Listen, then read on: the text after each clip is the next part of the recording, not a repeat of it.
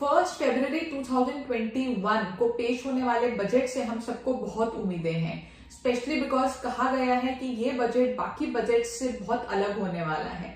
तो आइए देखते हैं इस बजट में वो कौन सी एक्सपेक्टेशंस हैं जो मीट हो सकती हैं और उनका इम्पैक्ट आपकी पॉकेट पे क्या होगा। तो सबसे बड़ी एक्सपेक्टेशन जो लोगों की है, सबसे ज्यादा लोगों की एक्सपेक्टेशन है कि जो बेसिक एग्जेम्पशन लिमिट है इस टाइम पे 2.5 लाख, उसको बढ़ाकर सीधा 5 लाख कर देना चाहिए। अगर ये लिमिट 2.5 लाख से 5 लाख हो जाती है तो आपको सीधा 12,500 का बचत होगी और आगे अगर इसके रेट्स और रैशनलाइज होते हैं तो उसके अकॉर्डिंग भी आपके लिए सेविंग होगी।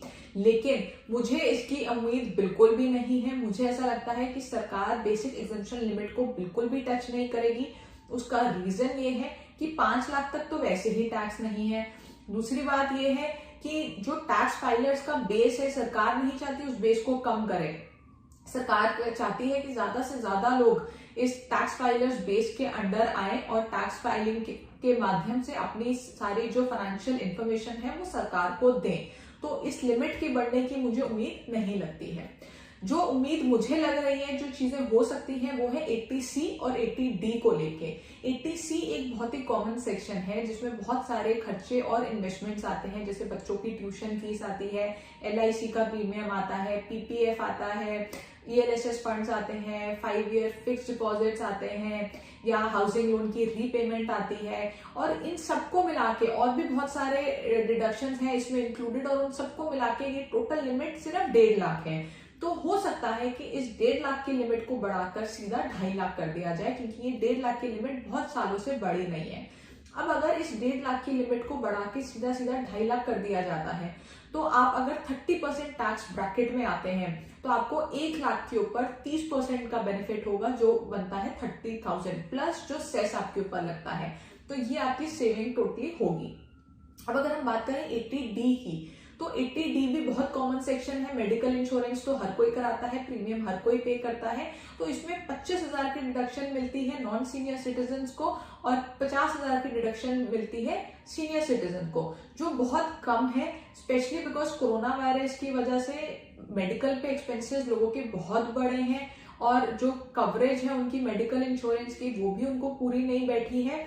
प्लस और भी बहुत सारे खर्चे हुए हैं कोरोना वायरस की वजह से। तो इन खर्चों के लिए एक अलग डिडक्शन होनी चाहिए, या फिर इस 25,000 की लिमिट को बढ़ाकर 50,000 कर देना चाहिए, या 50,000 की लिमिट को बढ़ाकर 75,000 कर देना चाहिए। अगर हम अब 25,000 को बढ़ाकर 50,000 कर देते हैं तो सीधा 25,000 रुपए पे आपको, अगर आप 30% ब्रैकेट में आ रहे हैं तो आपको 7,500 का बेनिफिट सीधा हो जाता है। अगर हम बात करें और क्या एक्सपेक्टेशंस हैं जो लग रही है कि जो आएंगी ही आएंगी, उसमें से एक सबसे बड़ी एक्सपेक्टेशन है कि जो न्यू रिजीम है जो लास्ट ईयर इंट्रोड्यूस की गई थी, उसमें कुछ बहुत बड़े बदलाव होने की उम्मीद मुझे पूरी लग रही है। क्योंकि जो न्यू रिजीम है वो बहुत ज्यादा लोगों ने ऑप्ट नहीं की है। अभी भी ज्यादा से ज्यादा लोग ओल्ड रिजीम में जा रहे हैं। ये न्यू रिजीम कहीं ना कहीं फेल हो चुकी है, इसलिए सरकार चाहेगी कि इस रिजीम को थोड़ा सा ल्यूक्रेटिव बनाए, अट्रैक्टिव बनाए, और उसके साथ साथ इसमें कुछ डिडक्शंस आपको देगी। आपको हो सकता है स्टैंडर्ड डिडक्शन मिल जाए, हो सकता है आपको 80C मिल जाए, हो सकता है कि आपके रेट्स रैशनलाइज और ज्यादा हो जाए। तो इसमें कुछ ना कुछ बदलाव मुझे लगता है जरूर आने वाला है। इसी के साथ साथ कुछ अलाउंसेस हैं जो बहुत पुराने चलते आ रहे हैं, जैसे एजुकेशन अलाउंस 100 रुपए का मिलता है पर चाइल्ड, या फिर हॉस्टल अलाउंस की बात करें। ऐसे कुछ अलाउंसेस हैं जो बहुत पुराने चलते आ रहे हैं, इनमें कभी बदलाव हुआ ही नहीं है कई सालों में।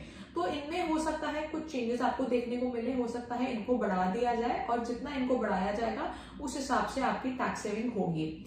लेकिन इन सब को करते हुए सरकार का रेवेन्यू लॉस काफी हो जाएगा, यानी कि जो टैक्स सरकार को आपसे कलेक्ट करना था उसमें छूट देके सरकार अपना लॉस कर लेगी, तो उसकी भी भरपाई कहीं ना कहीं तो करनी पड़ेगी।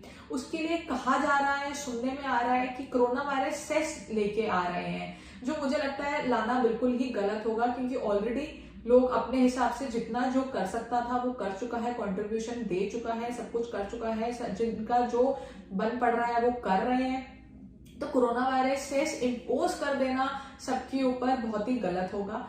जो मुझे लगता है सही तरीका है वो ये है कि जो वेल्थ टैक्स है जो आज से 4-5 साल पहले हमारे पे लागू था उसको री इंट्रोड्यूस कर दिया जाए और उन लोगों के लिए री इंट्रोड्यूस किया जाए जिनकी टोटल वेल्थ 5 करोड़ से ज्यादा है, उनके ऊपर वेल्थ टैक्स चार्ज किया जाए। जो सुपर रिच लोग हैं कह सकते हैं उनको वेल्थ टैक्स के जरिए उनसे टैक्स और ज्यादा लिया जाए। और ये बिल्कुल भी गलत नहीं होगा क्योंकि जो डायरेक्ट टैक्स है वो एक प्रोग्रेसिव टैक्स है, यानी कि जितना ज्यादा आप कमाएंगे उतना ज्यादा आप टैक्स देंगे, अनलाइक जीएसटी जो रिग्रेसिव टैक्स है। तो क्योंकि ये प्रोग्रेसिव टैक्स है तो वेल्थ टैक्स को लागू करना मेरे हिसाब से बिल्कुल भी गलत नहीं है और सरकार का जो रेवेन्यू लॉस होगा वो यहाँ से कवर हो जाएगा। तो देखते हैं आगे बजट में क्या क्या बदलाव देखने को मिलते हैं। उम्मीद है कि इस साल आप लोगों को ज्यादा से ज्यादा राहत सरकार जरूर दे।